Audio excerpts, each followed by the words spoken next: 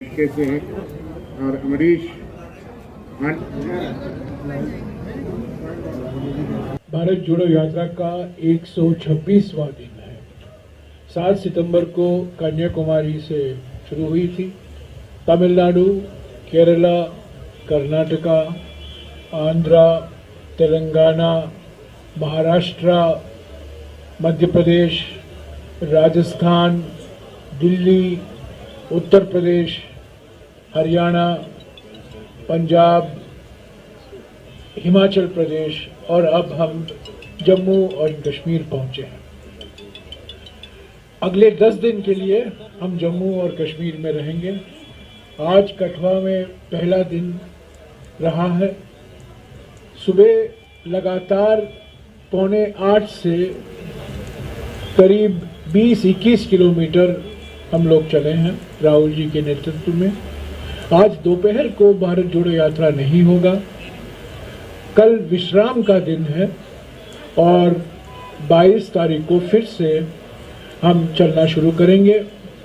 उसके बाद 26 को विश्राम का दिन है क्योंकि रिपब्लिक डे है और 30 तारीख को अंतिम समारोह होगा श्रीनगर में। 24 तारीख को 1 बजे राहुल जी यहाँ के प्रेस को संबोधित करेंगे।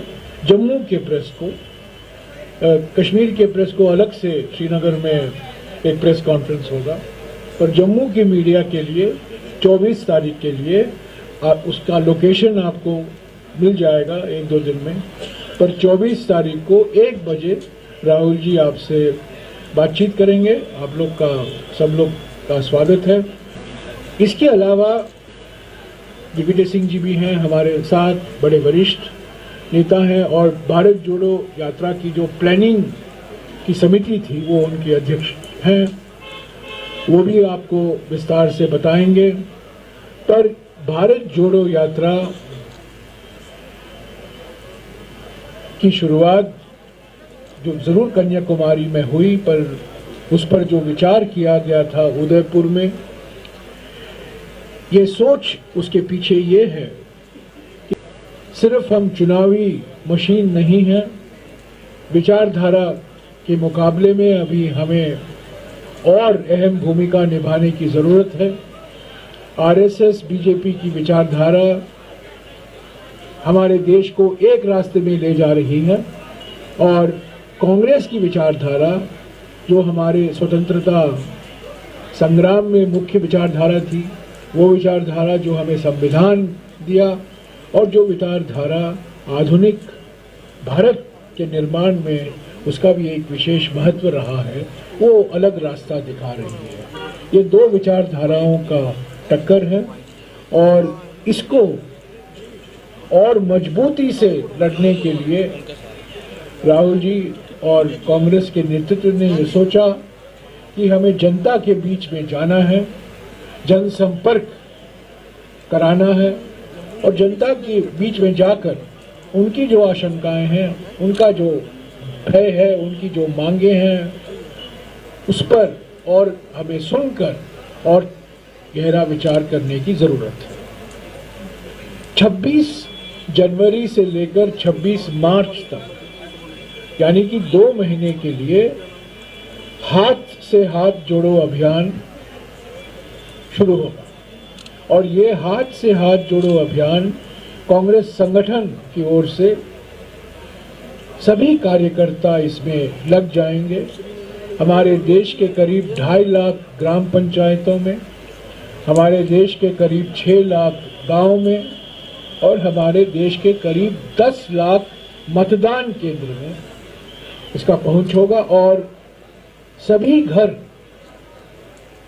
डोर टू डोर कैनवसिंग होगा कांग्रेस के कार्यकर्ताओं के द्वारा। एक संदेशा हर घर तक पहुंचाया जाएगा भारत जोड़ो यात्रा का और हर घर तक एक चार्जशीट मोदी सरकार के खिलाफ, जो मोदी सरकार की विफलताएं हैं, उसके बारे में एक चार्जशीट तैयार की गई है जो कल दिल्ली में रिलीज होगा और वो भी घर घर तक पहुंचाया जाएगा हमारे कार्यकर्ताओं के द्वारा इस 2 महीने के कार्यकाल में, 26 जनवरी से लेकर 26 मार्च तक। श्रीनगर में राहुल जी हमारे पीसीसी ऑफिस लाल चौक में जो है वहाँ राष्ट्रीय तिरंगा फहराएंगे और कांग्रेस अध्यक्ष मल्लिकार्जुन खड़गे जी ने 23 पार्टियों के अध्यक्षों को लिखा है, उनको निमंत्रण दिया है कि आप आइए, अंतिम समारोह में भाग लीजिए। जो आएंगे उसकी जानकारी मैं 24 या 25 तक आपको दे दूंगा। अभी जवाब आने लगे हैं पर अभी फाइनल लिस्ट नहीं तैयार हुआ है, पर 23 पार्टी को निमंत्रण गया है और हम उम्मीद करते हैं कि सभी 23 पार्टी शामिल होंगे इस अंतिम समारोह में। आप सभी को नमस्कार। अभी विस्तार से हमारे प्रदेश के अध्यक्ष विखार रसूल साहब ने आपको सब कुछ जानकारी दी है और इसके पहले मैंने भी 1-2 दिन पहले आपको सब प्रोग्राम दिया था। जो जम्मू कश्मीर के बारे में जो महत्वपूर्ण मुद्दे हैं उसके बारे में राहुल जी को अवगत किया गया है, वो जानते हैं। कल भी अपने भाषण में उन्होंने उसका उल्लेख किया था। उसके लिए कुछ डेलीगेशन मिलेंगे, खास तौर पे कश्मीरी पंडितों का जो इशू है उसके लिए डेलीगेशन मिलेगा और हमारे बाकी के जो मुद्दे हैं सबके लिए लद्दाख और लेह का एक डेलीगेशन हमारा 24 तारीख को मिलने वाला है, वो उनको अवगत कराएंगे लेह और लद्दाख की परिस्थिति और बाकी के लोकल जो कोई मुद्दे हैं वो हर रोज चलते समय अवगत किया जाएगा।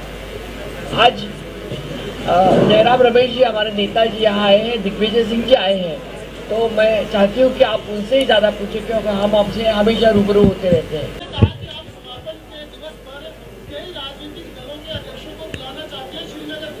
लेकिन कल जो एंट्री पे हुआ तो आपके दिग्गज नेता पूर्व और एमपी चौधरी लाल सिंह और उनकी पार्टी के लोग आए, उनको मंच पर नहीं दिया गया। उन्होंने विरोध जताया कि कश्मीरी लीडरशिप डोगरा लीडर को बढ़ता हुआ नहीं देख सकती। क्या करेंगे? पहले तो मैं आपको बता दूं कि जो पॉलिटिकल पार्टीज को निमंत्रण गया है श्रीनगर की बैठक के लिए वो राष्ट्रीय पॉलिटिकल पार्टीज हैं। 23 पॉलिटिकल राजनीतिक दलों को, नेताओं को निमंत्रण दिया गया है। आपने जो उठाया है सवाल, मैं उसका जवाब दिग्विजय सिंह जी और हमारे मुख्य प्रवक्ता शर्मा जी देंगे। शर्मा जी। देखिए, चौधरी लाल सिंह जी ने भारत जोड़ो यात्रा का स्वागत किया, हम इसके लिए उनका धन्यवाद करते हैं। उन्होंने गुडविल गेस्चर दिया है जिसको हम रिकॉग्नाइज करते हैं कि यात्रा के स्पिरिट और विजन को उन्होंने साथ दिया है, इसका लिए उनका धन्यवाद। Rahul Gandhi and the Bharat Jodo Yatra entered on January 19 and January 19 date has got a significance so far as Kashmiri Hindus and Pandits are concerned. They call it a genocide day. 33 years back on very same day they had left their home. Now their grudge and the grievances that what you had been sharing stage with a person like Farooq Abdullah who had always tried to whitewash their genocide, discredit their pain, and even when the Kashmir File movie came, he called it a propaganda.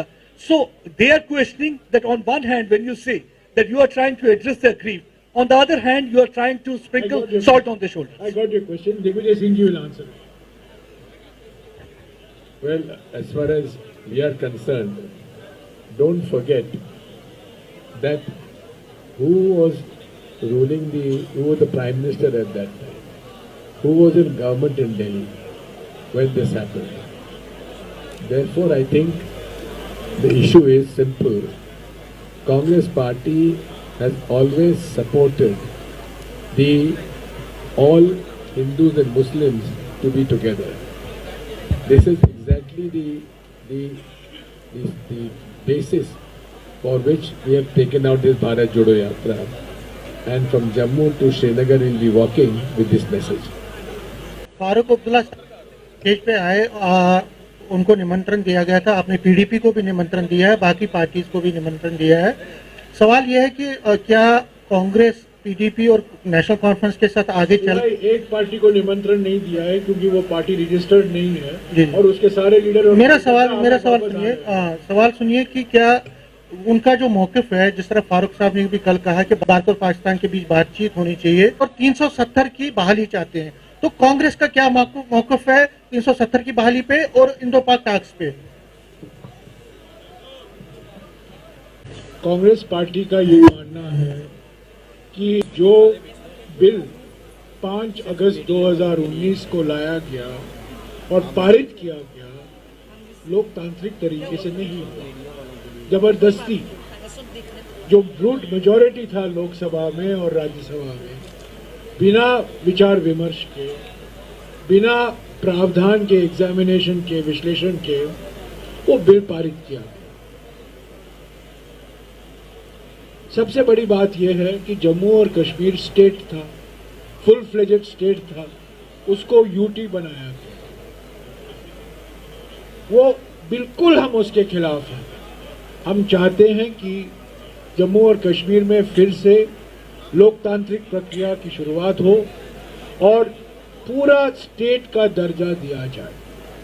आपने 370 का सवाल उठाया। हमारे देश में, हमारे संविधान में अगर आप आर्टिकल 371 देखें, 371 देखें और पढ़ें, मिजोरम, मणिपुर, मेघालय, त्रिपुरा, हिमाचल प्रदेश, गोवा, सिक्किम, असम के कुछ इलाके, कर्नाटक के कुछ इलाके, हैदराबाद कर्नाटक रीजन, उनके लिए आर्टिकल 371 में विशेष प्रावधान किए गए हैं।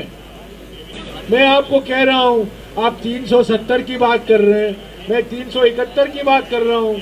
371 में हमारे देश के कई राज्यों के लिए और कई राज्यों के विशेष इलाकों के लिए प्रावधान किया गया है। कांग्रेस ने भी जो है जेएंडके की ऑटोनॉमी को इरोड करने में अपना बहुत कंट्रीब्यूशन दिया है, फ्रॉम सदर रियासत to governor, from the prime minister to chief minister, all that has been done during Congress tenure. This press conference is on Bharat Jodo Yatra. I am prepared to have a long 3-hour discussion with you on the political history of Jammu and Kashmir. This is on Bharat Jodo Yatra, not on the political history of Jammu and Kashmir. Please, okay? I am prepared to have a discussion with you. I am not running away. But, you know, there are ways of diverting attention from the main issue. The main issue is today, why Bharat Jodo Yatra? Number one, economic inequality is increasing because of Mr. Modi's policies. Number two, social polarization is increasing because of Mr. Modi's policies. Number three, we have political dictatorship in India because of Mr. Modi. Those are the three issues that you should be worried about. Economic inequality, social polarization, and political dictatorship. I am not saying that what you are asking is not important, but there is a forum for it and I am discussing with you. Today we are discussing Bharat Jodo Yatra. आर्थिक विषमताओं के कारण निकाली गई है, सामाजिक ध्रुवीकरण के कारण निकाली गई है और राजनीतिक तानाशाही के कारण निकाली गई है। ये तीन है हकीकत आज की। बीजेपी ये आरोप लगाती है कि भारत जोड़ो यात्रा जो है ये भारत तोड़ो यात्रा बन गई है जैसे ही जम्मू कश्मीर में एंटर की है, क्योंकि इनके साथ जो लोग मिलकर चल रहे हैं यानी पॉलिटिकल पार्टीज की उन्होंने बात की है, जैसे पीएजी जो अलायंस है, ये वो लोग हैं जो सेपरेटिज्म को बढ़ावा देते हैं। ये लोग इनके साथ मिलकर चलने का मतलब है कि भारत को तोड़ने की कोशिश कर रहे हैं। पीडीपी के साथ किसकी सरकार थी? पीडीपी के साथ किसकी सरकार थी? BJP. Common agenda Ram Madhav और असद प्रभु के बीच में किसने तैयार किया था? जो आरोप लगाते हैं खुद पर देखना चाहिए। गुलाम नबी आजाद जी क्या बी टीम है बीजेपी के? बिल्कुल बिल्कुल बी टीम, सी टीम, डी टीम, बिल्कुल बिल्कुल एब्सोल्युटली 100%। पर उनके पार्टी का सफाया हो गया है। जो लोग लीव ऑफ एब्सेंस लेकर 2 महीने के लिए उनके साथ गए थे वो सब वापस आए हैं और ये मोदी शाह की जो रणनीति है वो विफल हो गई है जम्मू और कश्मीर में। सुषमा स्वराज जी ने कहा था कि talks and terrorism don't go together, ठीक है? जो आपने कहा बातचीत नहीं हो सकती है जब तक आतंकवाद मौजूद है। मैं इस सरकार से पूछना चाहता हूं, चीन हमारी जमीन पर बैठी हुई है, इनकर्शन हुआ है, हालांकि 20 जून 2020 को प्रधानमंत्री ने कहा था ना कोई अंदर आया है ना अंदर कोई बैठा है। पर वास्तविकता ये है कि चीन भारत की जमीन पर बैठा हुआ है।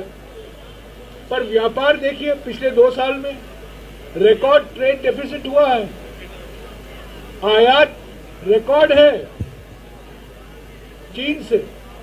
तो चीन के संदर्भ में ये क्या हुआ?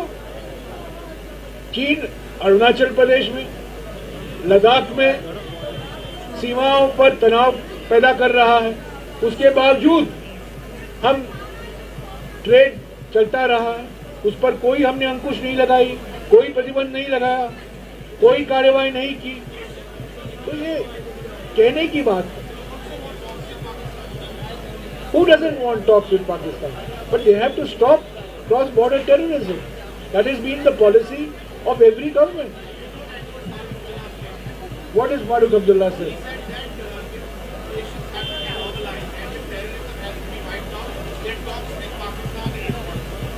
आपको कहना तो बोलिए ना आपको। In all diplomatic relations, in all issues, the dialogue has always been option.